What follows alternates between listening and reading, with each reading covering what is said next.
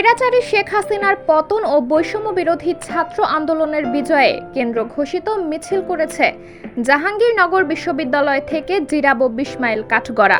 সোমবার ৫ই আগস্ট বেলা ২টায় মিছিল বের করে ছাত্র জনতার বিজয় মিছিলে একীভূত হয়ে পুরো শহর প্রদক্ষিণ করেন। বাকশালে স্বৈরাচার বিদায়ের এই লড়াইয়ে মুক্তার মিয়ার ডাকে সাড়া দেন বিএনপির ছাত্রদল।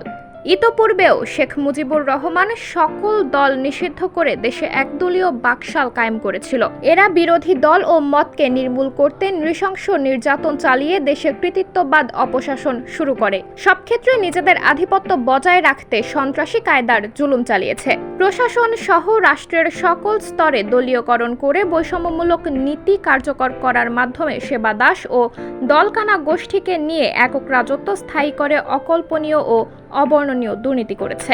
আবার উন্নয়নের নামে অপ্রয়োজনীয় প্রকল্পের আড়ালে লাখ লাখ কোটি টাকা পাচার করে দেশকে অর্থনৈতিক দেউলিয়াত্বের দ্বারপ্রান্তে এনেছে।